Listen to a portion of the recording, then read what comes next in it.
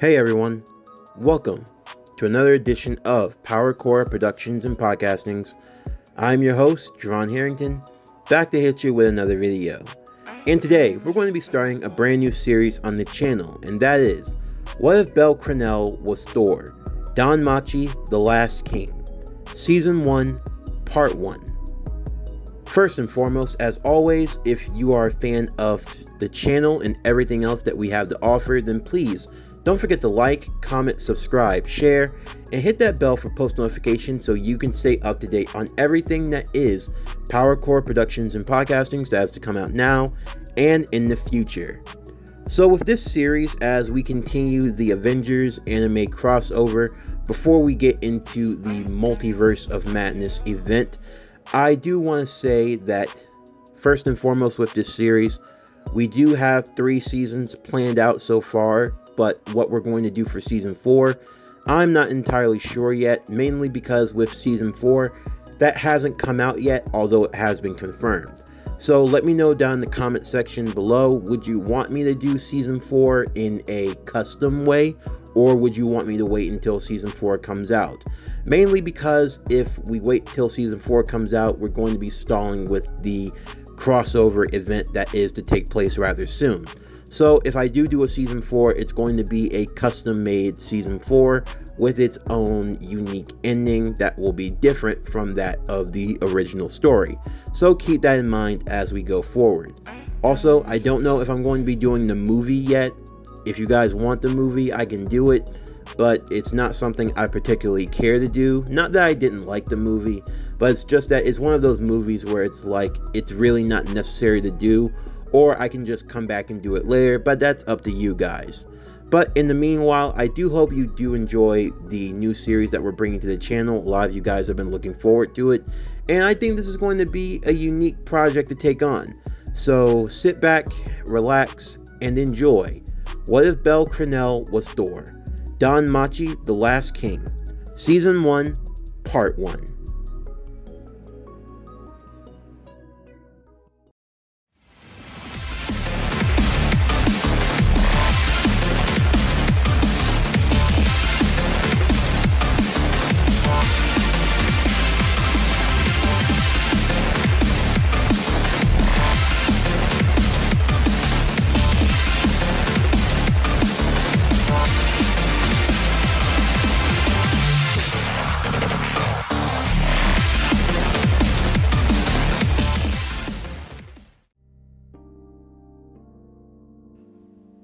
Long ago, the gods came to the world of mortals to live among them, sealing away their divine powers in order to gain excitement and new experiences. In the process, they were only able to use what they called blessings to give strength and power to the mortals to fight against monsters. In doing so, forming this bond, this pact, it was how gods built families, or what they had become to be known as a familia. Our story begins with a young man named Cranel, and he wasn't in the best of circumstances, to say the least, as he found himself being chased in the dungeon by a minotaur. The boy thought that this was going to be the end of him. He wasn't that strong to begin with, and he knew that for a minotaur to have arrived in this part of the dungeon, it would be all but over. When suddenly, he was saved by a beautiful girl with long golden hair. The boy was very thankful, but at the same time, he was also smitten. He had no idea who this girl was or where she had come from, but he felt himself being filled with a new vigor. Drenched in the Minotaur's blood, he would run through the streets, making his way to the guild, where he called out for Miss Ein, an elf who served as an advisor. As he made his way inside, he would go to get information about the girl that had saved him. First and foremost, Ein scolded him for doing something so carelessly venturing far off into the dungeon, especially when he was on his own, noting that even the strongest had allies to back them up. But she would tease him about gaining a crush on the girl of whom he had fallen for, revealing that her name was Miss Eyes Wallenstein. She was a member of the Loki familia. He wanted to know more about her likes and dislikes, wondering if maybe he could approach her. However, he would be warned that it was unwise to meddle in the affairs of different familias, with she being a part of the Loki familia, and he himself being a part of the Hiesta familia. Though she would encourage him to have faith, promising that maybe if he continued to improve, if he became a stronger version of himself, he could become someone that people would take note of, someone that she would take note of. After exchanging the magical stones that he found from the dungeon, he would make his way back home, where he would be greeted by his goddess, Hiesta, who was happy to see that her Belle had returned to her. While Belle was a bit clueless, Hiesta had great admiration for Belle, having grown a strong attachment towards him. He was the first of her familia, and he was cute in her eyes. As they sat together, they would enjoy dinner, that being that Hiesta had brought home some fried potatoes for the both of them, as they enjoyed their meal with one another. While Belle would be encouraged by her, he would also assure her that he was happy to have joined her familia, as Hiesta could be self-conscious from time to time. She knew that her familia wasn't the strongest or the flashiest, but Belle didn't care about such things. He was happy to be a part of her familia, and he wouldn't have joined any other. Later on that evening, Belle would have his status updated by Hiesta, the gods having a way of knowing when the mortals were able to level up and get stronger, and she could see that he had improved somewhat, although Belle had wished he had improved a lot more than he was expecting. The next day, Belle would make his way to the dungeon once again. However, while on his way, he wouldn't notice that a few magical stones had fallen from his pocket, though thankfully, a silver-haired girl from a tavern that he had ran across saw this and alerted him to what had happened. He thanked her as he picked up his dropped stones, and she even gave him some food, seeing that he was actually pretty hungry. He wanted to pay her back somehow, but she simply asked that he come by for dinner tonight, as she wanted to get to know him better. With that, Belle would make his way into the dungeon once again. He stuck to fighting low-level monsters, and letting his experience and strength slowly grow to a decent amount.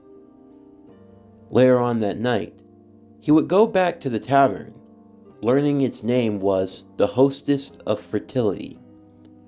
As he had done so, he would meet with the girl that he had seen that morning once again. Her name was Seer Flova, a silver-haired girl who worked at the tavern, and he would also meet the owner as well, Mia Grand, or known as Ma. As he made his way, he would enjoy his dinner, as the people were laughing and being rather jovial, as this was a well-known tavern that many adventurers came to after a long day's adventure. While inside, Belle would hear the shouting of a particular maid, announcing that the reserved guest had finally arrived. Loki, the goddess, along with her familia made their way inside. Belle finally seeing Miss Eyes once again, as the Loki familia made their way to their assigned table, enjoying their dinner and drinks. As they made their fun, one of the members, who had gotten rather drunk, a guy named Beat Loga, a hybrid wolf man, called out for the Minotaur incident, remembering it and laughing hysterically, remembering the boy that ran out of the dungeon covered in Minotaur blood. He would continue to make fun of the boy for his puny efforts to try to impress eyes, mocking him for being so weak and that someone like him didn't deserve to be with eyes. The others would try to tell him to control himself, noting that the only reason why the boy was attacked by the Minotaur in the first place was because of their carelessness. Had they done a better job of fighting off the Minotaurs in the more dangerous parts of the dungeon, then the boy wouldn't have been attacked in the first place. Though still, as Bell heard all of this, the only thing that mattered to him was the fact that in the end he was too weak.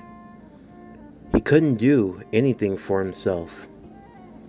Even if Beat was being a little harsh, he wasn't wrong. In the end of the day, Bell was alone.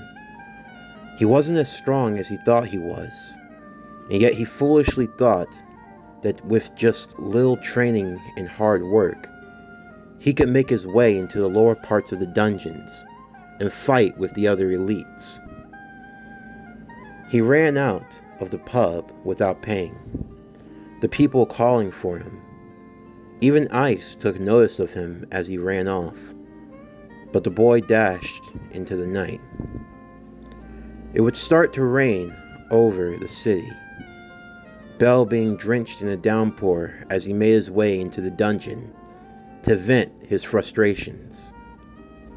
He would send himself into the lowest parts of the dungeon, fighting over and over again against the surrounding monsters, not giving any care to himself or anything.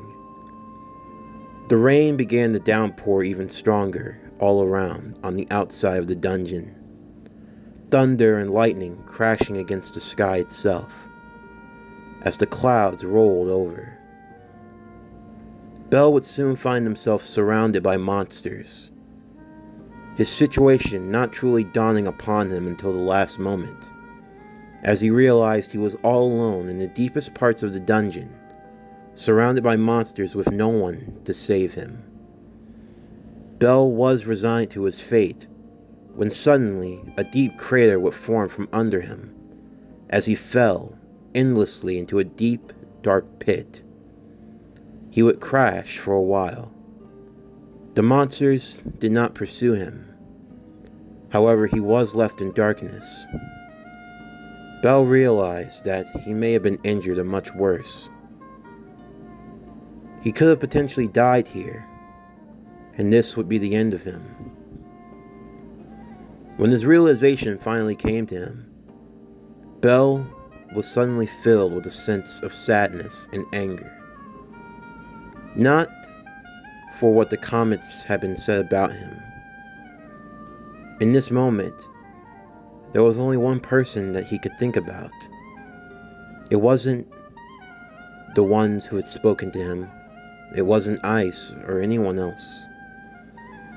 It was Lady Hiesta, his goddess. The thoughts of leaving her alone, with no one to be there for her, and never seeing her again. How selfish and foolish could he have been for all this time? He tried to throw away his life so recklessly, yet never once did he consider that the feelings of others, those who had been looking out for him. This was no place for him to die. With that resolve, he would stand once again as he made his way through the darkness. As he did, a faint voice would enter into his ears, telling him where to walk. It was pitch black and he could not see anything. He could not even see his own hand held up to his face. But even still, Bell followed the voice. He followed in the directions it told him. He wasn't sure why, but this voice felt familiar, like he had heard it over 1,000 times. The voices in his head continuing to guide his path in the darkness, until eventually he saw a faint light. He moved towards the light, not turning back to the darkness behind him, until eventually he found himself entering into a cave. He wondered if he had stumbled into another part of the dungeon. He wasn't sure. All he could see were faint crystals glowing all around, from the ceiling above to the walls surrounding him. As he made his way through, he would see a rock-like formation in the center of the cave. It was almost like a pedestal of sorts. As he made his way through, the light of the crystals grew stronger the closer he came to the pedestal. As he made his way, he would see an oddly shaped rock at the top.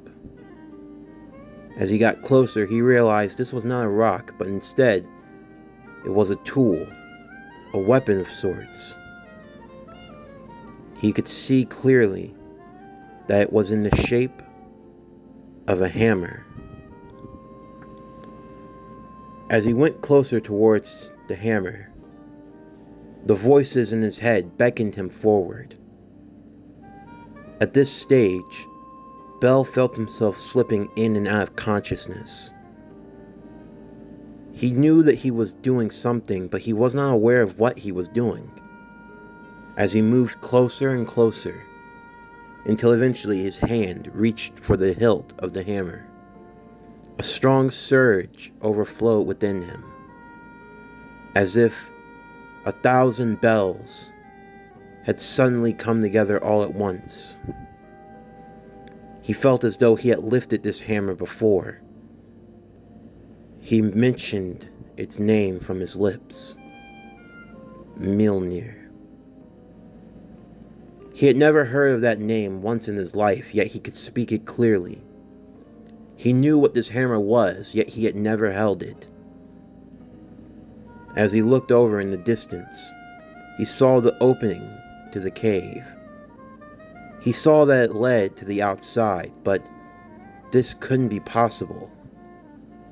Yet all the same, he walked out, until eventually he found that the cave that he was at was on the outskirts of town, and he could see, off in the distance, the great city and the dungeon standing in its center. If he had been in the dungeon, how had he gotten to the outside of the city? That was something he did not know. He walked out in the pouring rain as he stood in an open field, the thunder and the lightning crashing all around him, more specifically above him, as if it were signaling from his point. He raised the hammer into the air as his lips began to move. Whosoever holds this hammer, if they be worthy, shall possess the power of Thor. Instantly, a crash of lightning would come striking down to the earth, striking the hammer that was lifted above Bell's head. The people would see the lightning crash, but there was no fire. They wondered if it had been far off and it only appeared to be closer, or if it had never struck the ground at all. The rains bellowed and moved violently, and no one was really sure of what was happening, only that this storm was the strongest that they had ever sensed. Bell would lower his arm, holding the hammer close in hand, as he walked and made his way back to the city, bypassing everyone around him in the darkness, as he walked being drenched, making his way back home. As he did so, he would soon find himself standing before Lady Hiesta. Hiesta had been worried for his safety. and she was glad to see that he had made it home all right. As he made his way inside, she saw him holding something in his hands. She waited as he made his way to the bed. He sat the hammer beside him before going into a deep sleep. Hiesta would go to check and tend to his wounds. Once he was tended for, she would look over to see what he had left beside him.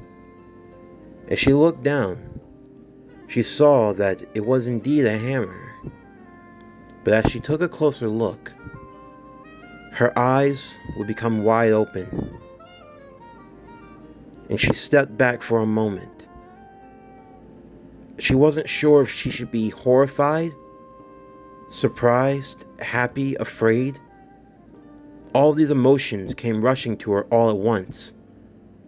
It couldn't have been possible. How, of all people, where did he get that hammer? That particular hammer, one that had not been seen in over 500 years. She made sure to look over Bel's status once again. She had seen that his power had risen due to his skill. Laeris Freeze. A skill that provided fast growth as long as feelings were lasting. The strength of the effect corresponded to the level of the user's feelings. And as a side effect, this skill also granted the user immunity to charms. This skill, in particular, was one that Lady Hiesta had been concerned about, seeing that it came from strong emotion. She wondered what could have driven Bel to this point, but even more, how he had found such a relic. She knew that there was nothing that she could do for now, except for letting Bel rest, although she would make sure to talk to him when he awoke. Bel would sleep for 3 days. As he did so, he would have this continuous dream. He was walking through a great hall, until eventually he came to a throne room. As he walked through, there would be thrones to his left and to his right, and there were men sitting on that throne. Bel did not recognize who they were, but these men were of great prominence. If you wonder who these men are, they are Thors from over the years. There was Marvel Classic Thor. There was Ultimates Thor. There was the MCU Thor.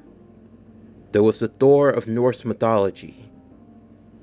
Every version of Thor that you could imagine, all lined the thrones. And before Bel, there was one throne in the center, one that had the inscription, Gale Thunder. They beckoned him to take his throne, the throne of the Thunder God. They chanted in unison as they raised their hammers to the air, some a bit different than others. Some even had swords, but yet Bel could feel the power from them all the same. They beckoned the Thunder God. Take his throne. We beckon the Thunder God. Take his throne. Bel would hear this over and over again until eventually he awoken.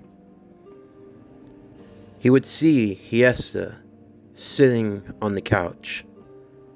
As he moved over to her, he asked if she was alright, and she assured him that she was fine, and she was happy to see that he had awakened, knowing that he had been knocked out for well over 3 days.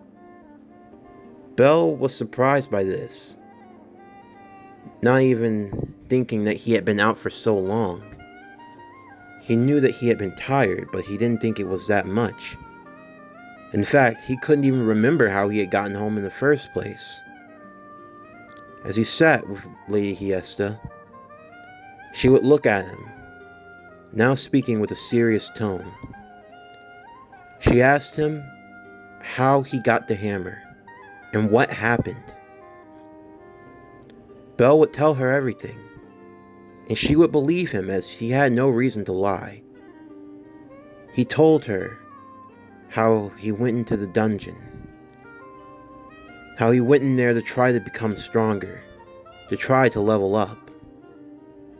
However, he passed out, and he faintly remembered walking out into a field with the hammer and holding it above his head, and speaking some words that he didn't know.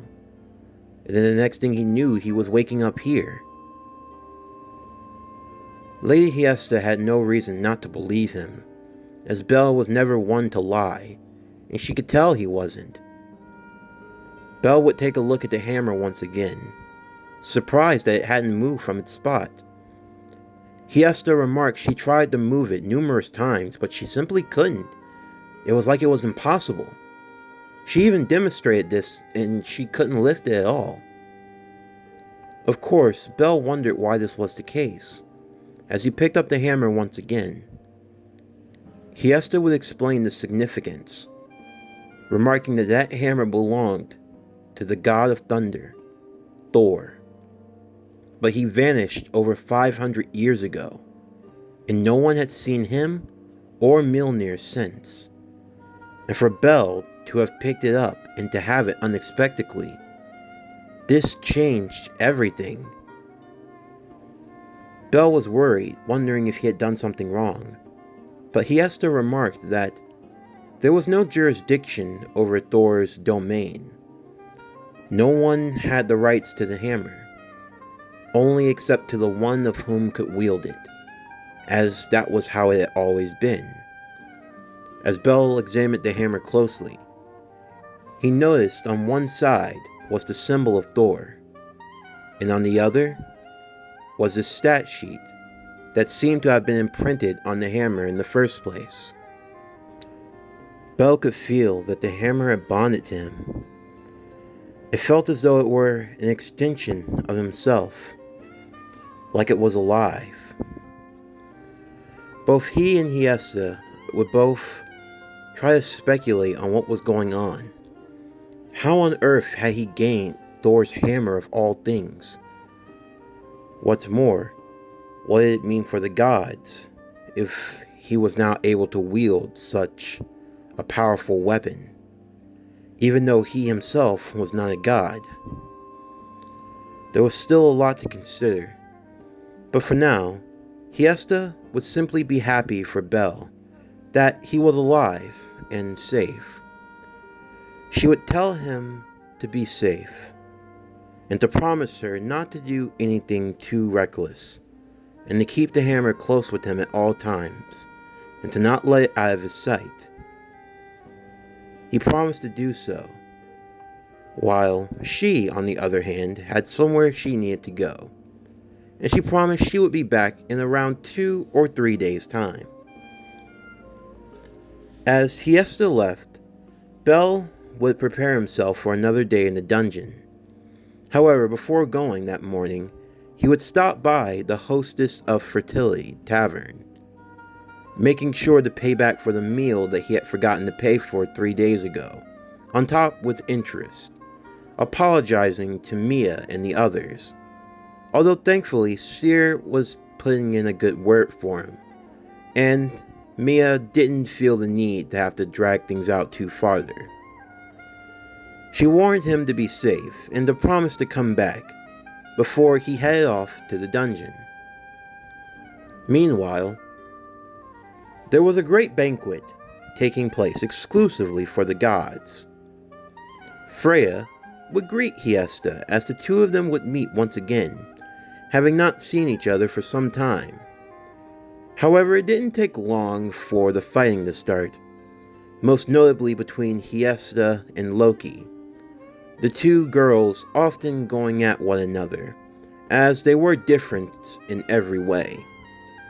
Hiesta asked Loki whether or not Ice was seeing someone, although Loki would quickly remark that she would rip apart anyone who tried to get close to her eyes, as she was very protective of those in her familia, especially with eyes.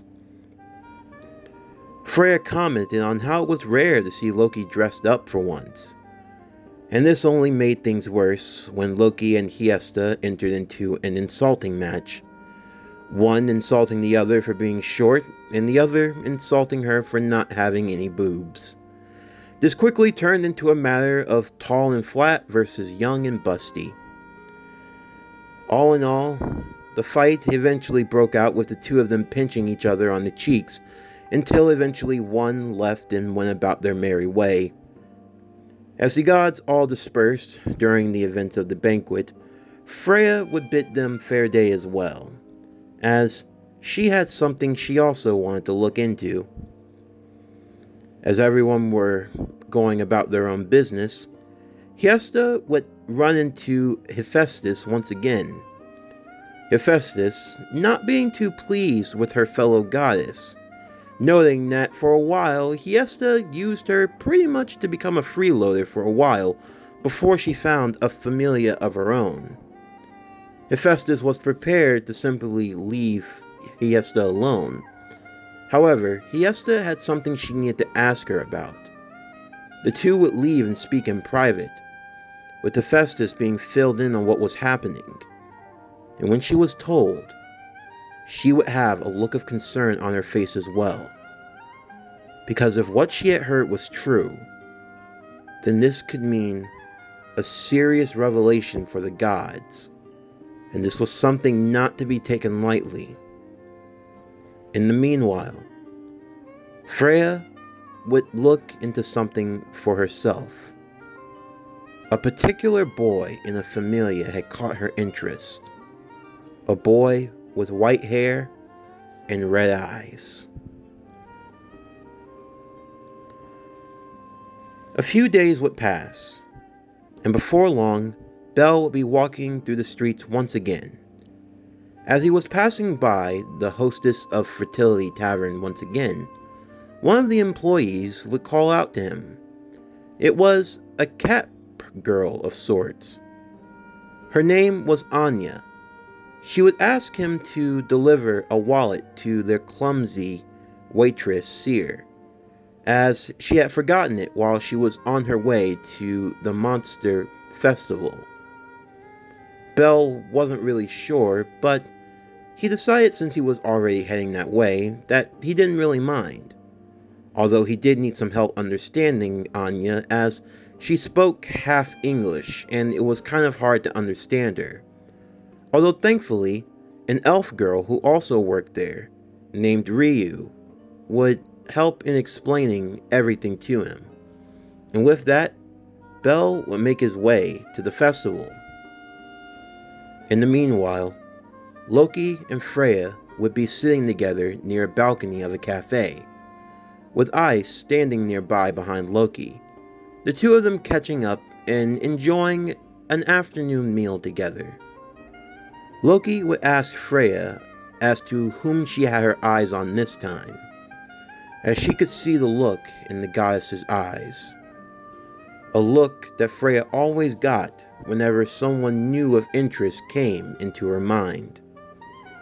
Loki becoming very protective of Ice, as she knew that many leered after her, and she was someone that she did not want to lose. However, Freya would answer by describing someone with completely different characteristics. As she did so, Bel would be making his way through the crowd passing by that very cafe. As he did so, close beside him on his waist was the hammer. While it looked as though it were heavy, for Bel, when he carried it, it felt as light as a feather, and it didn't slow him down at all as he made his way through the crowd. But as he passed, both Freya and Loki looked at one another, as they felt a strong aura, one they hadn't felt in over 500 years. It was faint, but they could tell they sensed it. But as they looked at one another, they looked with disbelief. because it couldn't possibly be what they thought it was. In the meantime, Bell would make his way to the monster festival looking for Seer, only to instead be met by Hiesta. She grabbed his hand instantly and took him on a date, the two of them enjoying the festival and eating foods from various stands from outside the Colosseum. Hiesta would become a bit jealous of Belle when she learned that he was looking for another girl, although he tried to explain that he was just looking for her to give her back her wallet. That was when from out of nowhere, a silverback would suddenly appear, lunging from the Colosseum and going on a rampage. Unknown to the others, the monster had been charmed and was ordered to attack Hiesta. And it seemed as though it locked its sights upon her, it wouldn't turn anywhere else. Belle and Hiesta would run away from the monster, before soon making their way to Daedalus Street. Once they had done so, Belle realized that they were going to be running into a dead end pretty soon. But he knew that above all else, he needed to protect Hiesta no matter what. As they made their way to a tunnel nearby, once Hiesta got inside, Belle would close the gate door behind her, locking her in to allow her to escape. While she turned back, begging him not to leave her, Belle promised that he wasn't going to lose any more family members. In his mind, he recalled the day that he had lost his grandfather, the only family that he had ever known. His grandfather died, having been killed by a monster in the mountains, his body lost to the point where they could not find it. It was the loss of his grandfather that inspired Belle to become an adventurer in the first place. However, when he tried to join with other familias, everyone that he approached rejected him. He felt as though he had no one could ever want him. That was until Hiesta came. She reached out her hand towards him and gave him a home. She had done so much for him, and in the end, all he wanted to do was repay her for her kind efforts. Even now, while he didn't believe his strength was much, he believed that he could do enough, and that if he could protect her, then that was something he was going to do. As he left and went back to face off against the monster alone. In the meantime, the guild would send out an emergency request. While the festival was run by the Ganesha Familia, with the various monsters that had been released, not just the silverback, they realized they were going to need more help. With the aid of the guild, an emergency would be sent out to the entire city, allowing for any others, regardless of familia, to get involved and to help.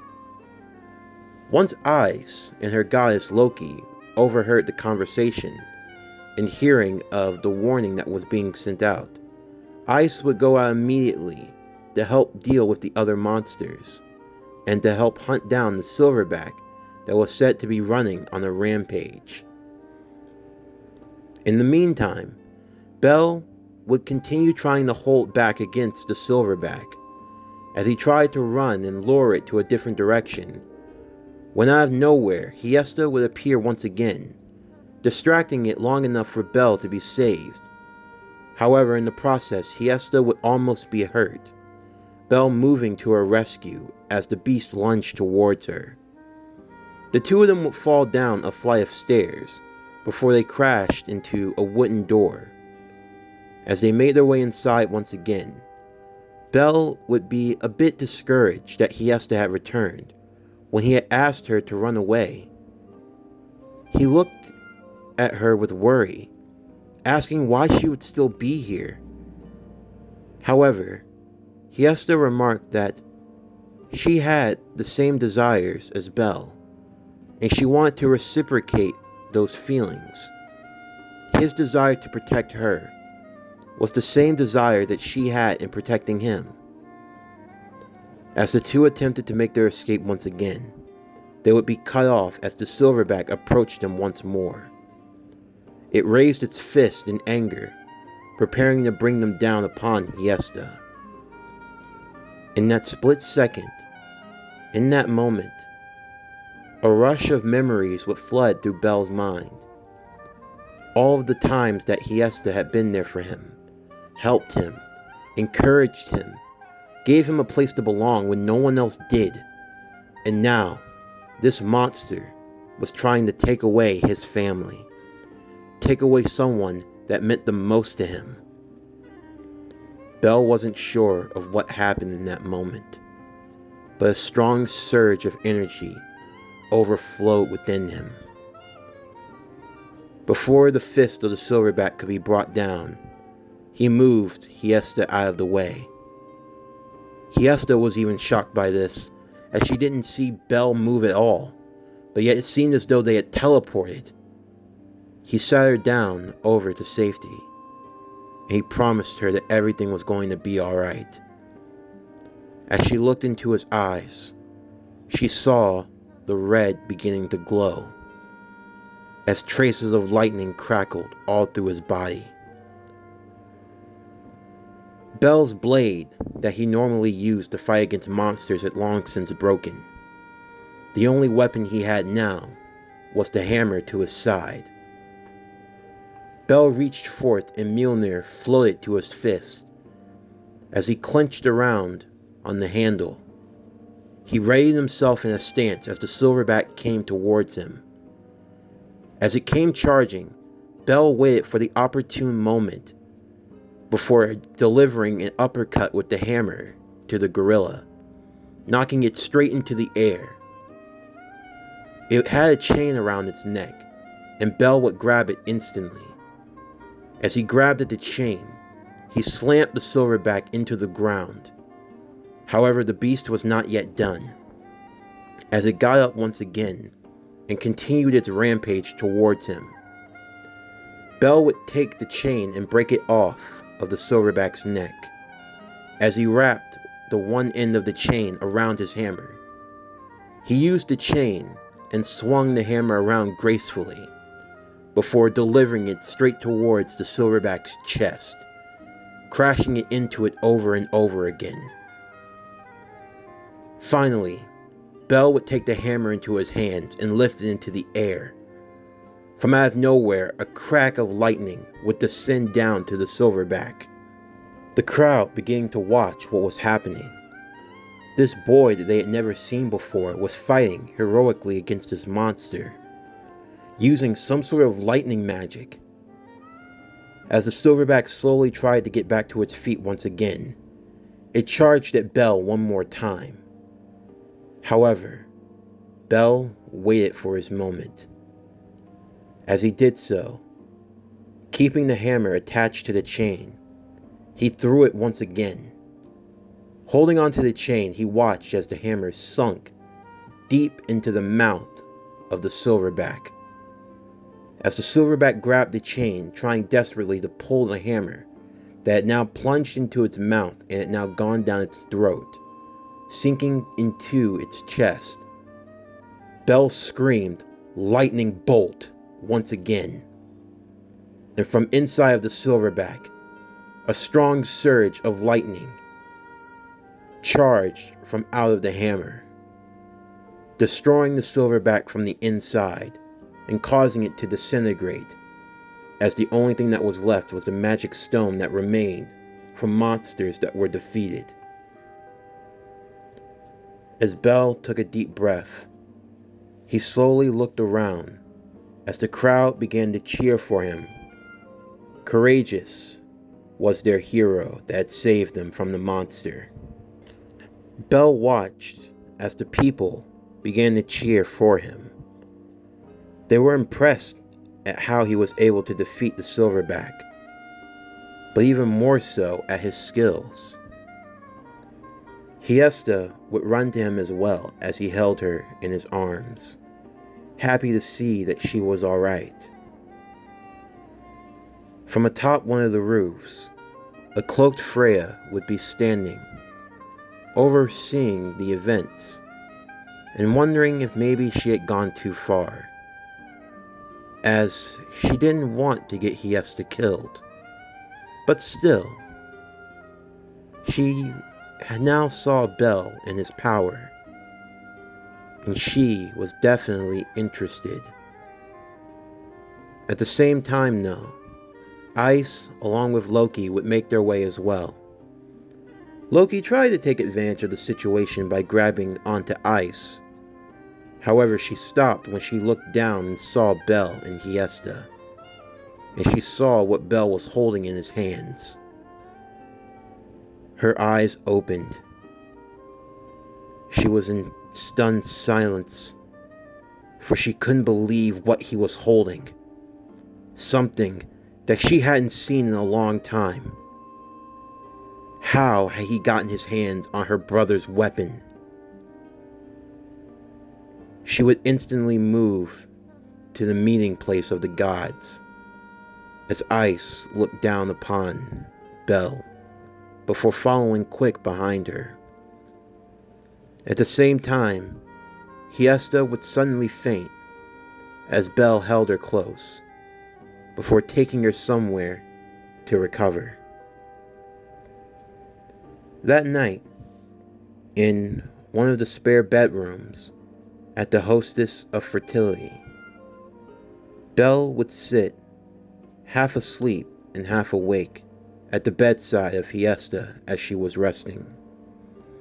He would be approached by Seer, who would thank him for getting her wallet to her.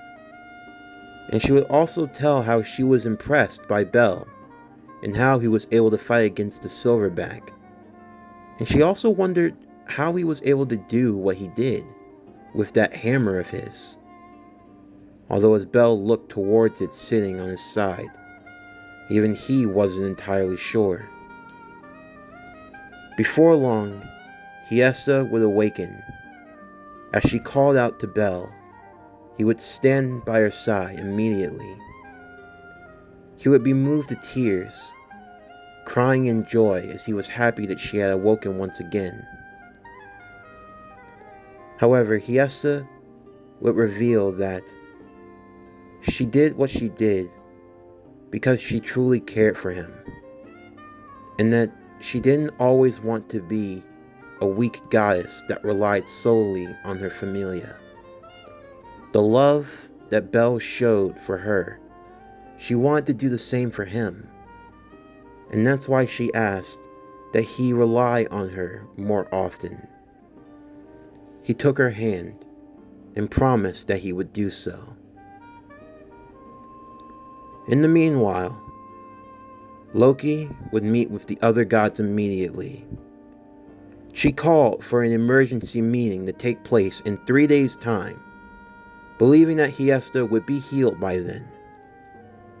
This meeting was going to be one of great importance, and Hiesta was ordered to bring Bel along with the hammer Mjolnir, as there were a lot of explanations that were going to be needed.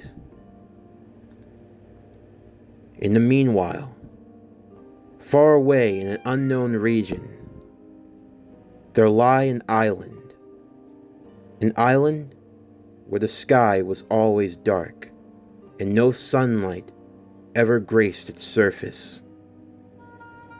On this island there was a mountain, and deep within its caves, deep within its recesses, at its very core, there lay a being who was sealed away over 500 years ago.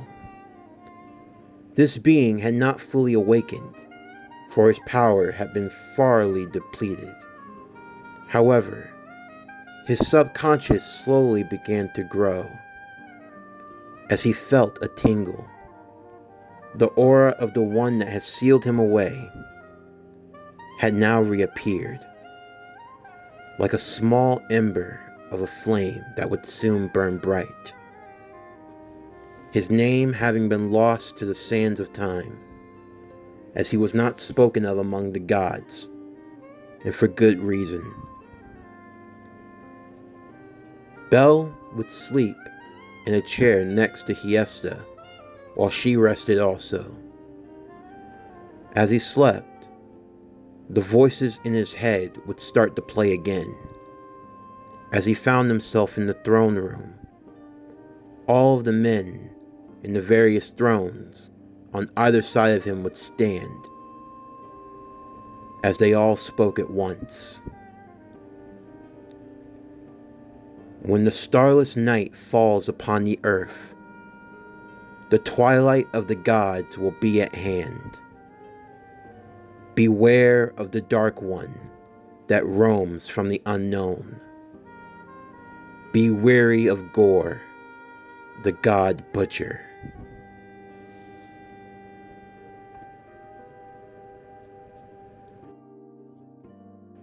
This concludes What If Bel Cranel Was Thor? Danmachi, The Last King, Season 1, Part 1.